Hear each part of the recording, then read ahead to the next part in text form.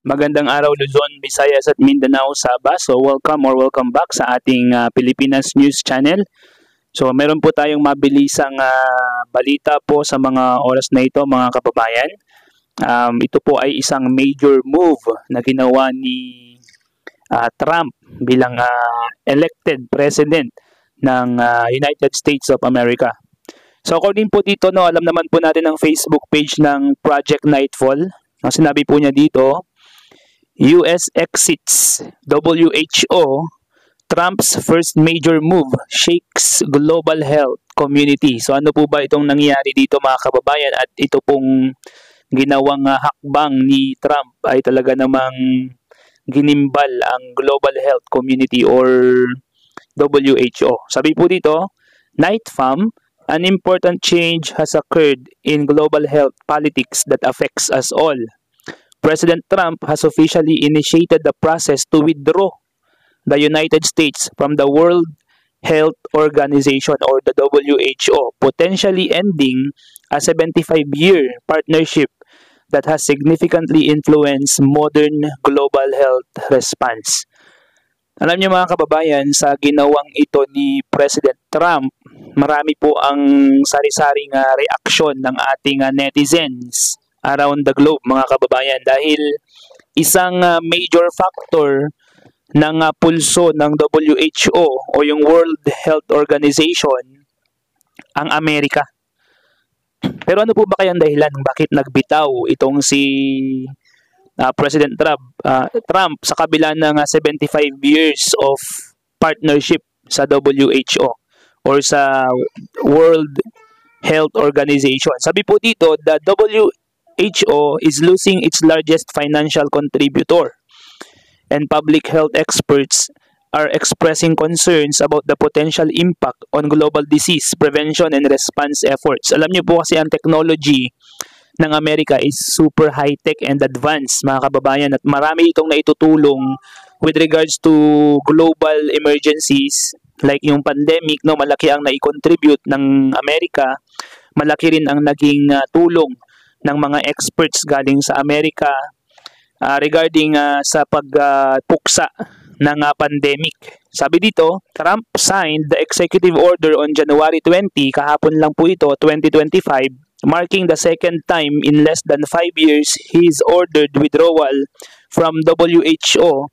In the first attempt, okay, Biden reversed the process when he took office.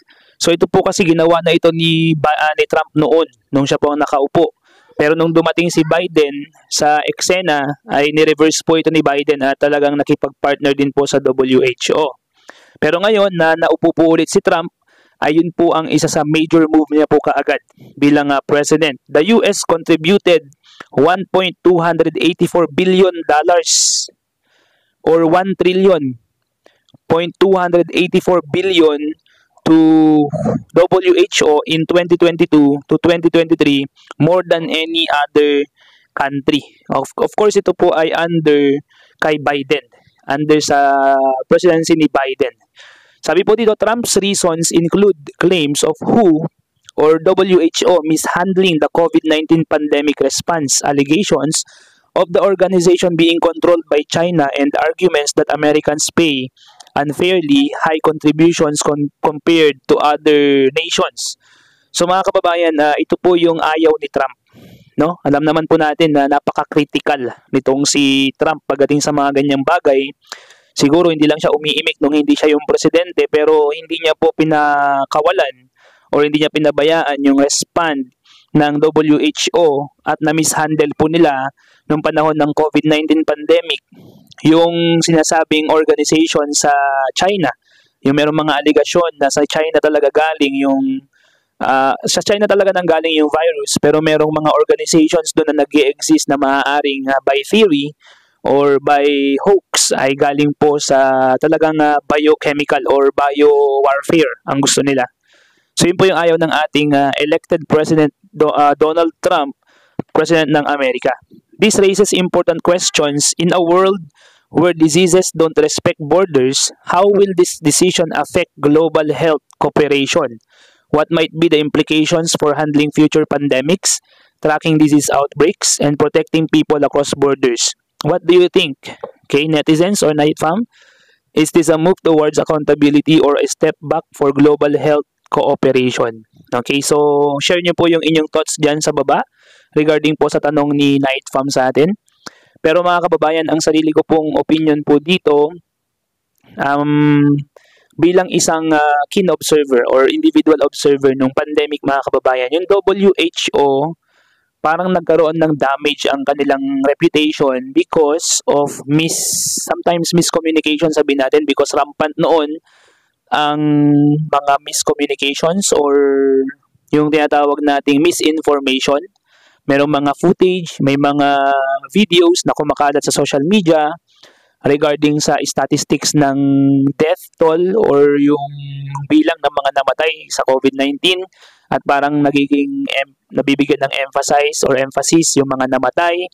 Though talagang ganun naman talaga yung dami ng mga namamatay din with regards to other diseases like yung mga simpleng mga nausea or simpleng mga sakit na trangkaso. Meron at meron talagang namamatay doon na percentage. So dito naman sa COVID-19, I think 7 to 10% yung rate or 3% mababa no po yung namatay. Kumpara sa mga tinamaan talaga ng COVID-19. So yun po yung iniiwasan siguro nitong si Donald Trump mga kababayan.